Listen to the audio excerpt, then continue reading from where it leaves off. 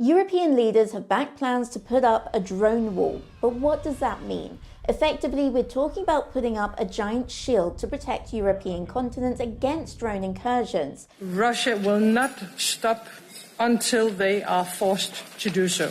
We have to make our common Europe so strong that war against us becomes unthinkable.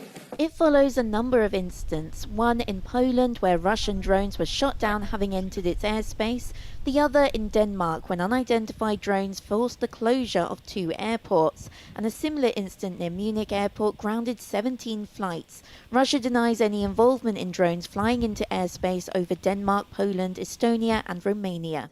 Officials and analysts say such incidents have exposed gaps in Europe's ability to defend itself against drones. Now NATO Secretary General Mark Rutte is backing the idea for a drone wall, calling it timely and necessary.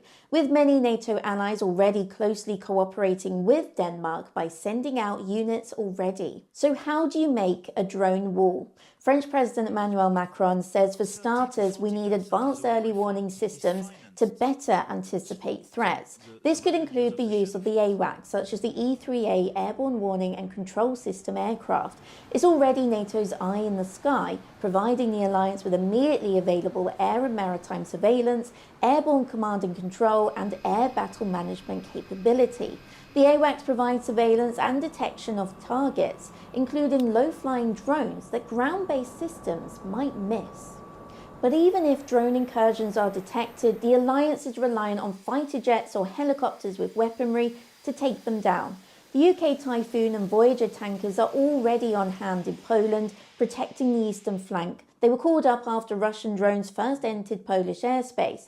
The UK has also sent out a specialist Royal Air Force Regiment counter-drone unit to Denmark to help boost security. The RAF regiment has highly trained personnel and advanced technology that can rapidly neutralise the threats from unauthorised drones, with Ukraine offering to give expertise on dealing with drone warfare after their experience against Russia.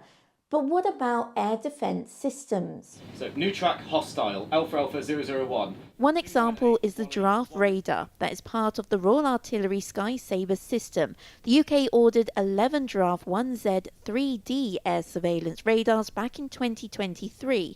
It's a lightweight multi-mission 3D surveillance radar for air and surface surveillance, known for its capable drone detection.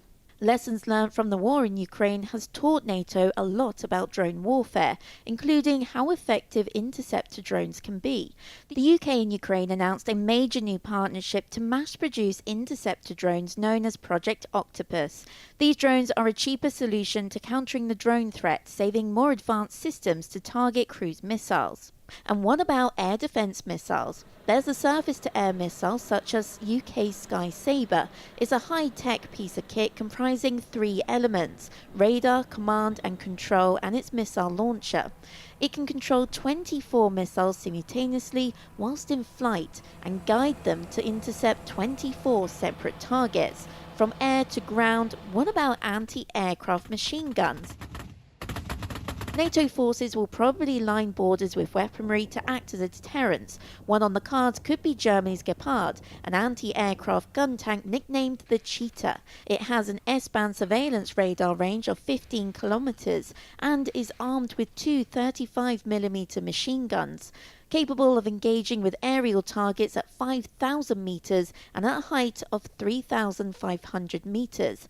Then there's electronic warfare jamming systems, blocking the drone from the airspace, but they come with complications, as they could interfere with local civilian activity.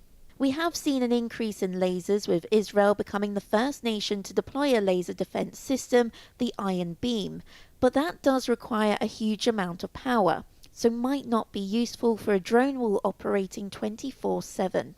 And finally in our list there's microwaves, one the US is leading on.